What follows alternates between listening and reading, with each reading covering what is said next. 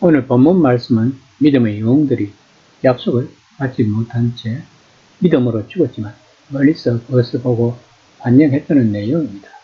즉 이들의 믿음의 중요성과 하나님께 대한 신뢰를 강조하는 내용입니다. 11장 13에서 14절입니다. 이 사람들은 다 믿음을 따라 죽었으며 약속을 받지 못하였으며 그것들을 멀리서 보고 환영하며 또 땅에서는 외국인과 나그네임을 증언하였으나 그들이 이같이 말하는 것은 자기들이 번영을 찾는 자임을 나타내니라. 그들은 후손과 땅에 대한 약속을 받았는데 그것을 육적인 이스라엘 자손과 가나안 정복에 의해 얻게 될 땅이라고 생각하였지만 그들이 죽는 시점에 이르렀어도 그 약속이 성취되지 않았으므로 그 약속을 받지 않은 것이나 다름없다고 저자는 말하고 있습니다. 족장들은 비록 하나님의 약속이 현실에서 성취되는 것을 보지는 못했지만 그 바라는 것을 확신하였고 먼 미래에 받을 하나님의 약속의 실제 곧 하늘에 있는 모든 영광을 멀리서 그것을 바라보면서 환영하였다는 것입니다. 아브라함은 족속에게 야곱은 바로에게 각기 자신을 나그네로 소개하고 있습니다. 이것은 믿음의 위인들이 그런 고백을 통해 자신들이 이 땅에 안주하지 않고 계속적으로 외국인과 나그네로 살면서 참된 소망을 하늘나라에 두고 살았음을 나타내고 있다는 것을 저자는 강조하고 있는 것입니다. 즉 이들은 자신이 살았던 이 땅의 고향이 아닌 더 나은 고향 하늘에 있는 고향을 열망했다는 것입니다. 11장 15에서 16절입니다. 그들이 나온 바 본향을 생각하였더라면 돌아갈 기회가 있으려니와 그들은 이제는 더 나은 본향을 사모하니 곧 하늘에 있는 것이라. 이러므로 하나님이 그들의 하나님이라 일컬음을 받으심을 부끄러워하지 아니하시고 그들을 위하여 한 성을 예비하셨느니라. 아브라함이 자기가 태어나 자란 갈대우르로 돌아가려고 했다면 언제든지 돌아갈 수 있었지만 죽을 때까지 가나안 땅에 계속 머물렀다는 것입니다.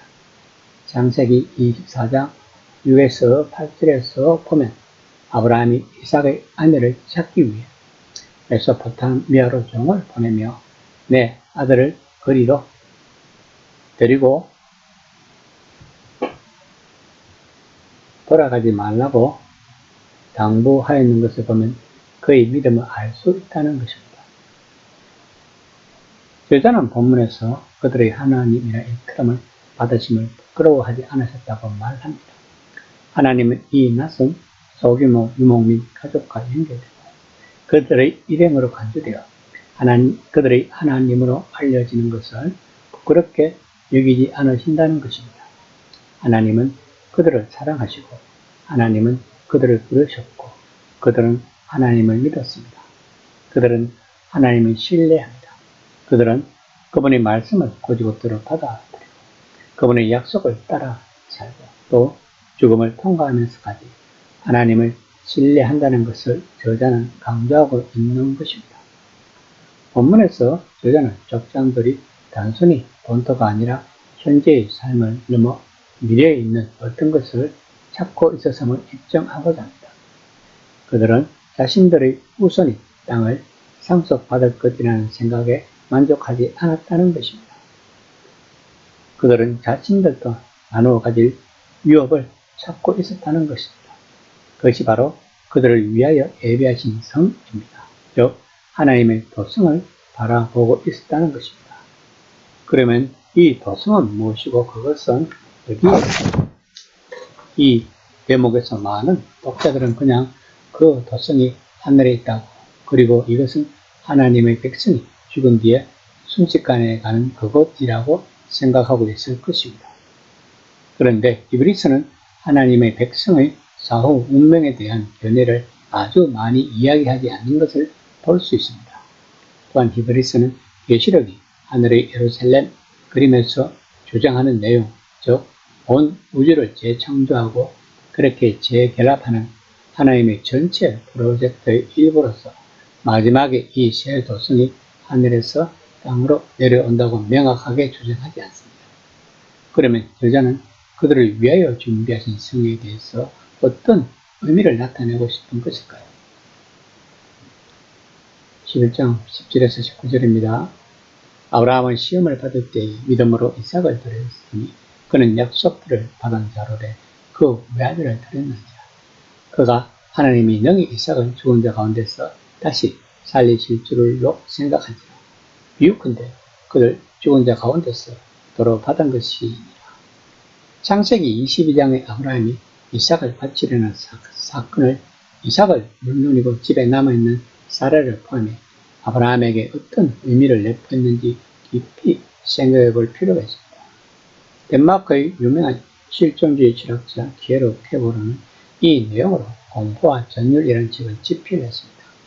즉 아브라함의 입장에서, 이삭의 입장에서, 그리고 사라의 입장에서 이 사건에 대해 자신의 생각을 나타내고 있는 책입니다.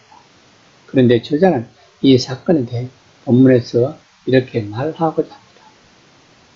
아브라함이 이삭을 죽은 자들로부터 되찾았다는 의미가 있다는 것입니다. 아브라함은 이미 마음과 머리에서 이삭을 하나님께 바쳤다는 것입니다. 그러므로 아브라함은 이삭을 한 번 더 얻었다는 것입니다. 이런 방식으로 저자는 야곱과 요셉에 대하여서도 간략하게 언급하고 있습니다. 그들도 자신의 죽음을 넘어 미래의 성취를 보았다는 것입니다.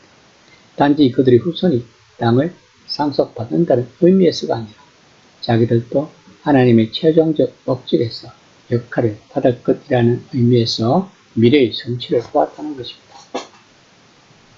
저자는 메시아가 오실 때까지 지나간 시대의 믿음을 사람들 중 누구도 완전해질 수 없고 자기의 희망을 완성할 수 없다는 것을 분명하게 말하고 있습니다. 그들은 죽음 뒤에도 여전히 하나님이 자신들을 위한 성을 준비하고 계신다는 희망을 가지고 기다리고 있었다는 것입니다. 하나님이 그들이 하나님이라고 불리기를 부끄러워하지 않으신 것을 당연한 것이라고 말하고 있는 것입니다. 그들은 하나님을 창조주, 생명의 수여자, 죽은 자를 살리실 수 있고 또 살리실 분으로 진심으로 받아들이고 있다고 저자는 본문에서 강조하고 있는 것입니다. 이 시간 나는 과연 하나님을 어느 정도 신뢰하고 있는지 한번 생각해 보는 시간이 되었으면 합니다.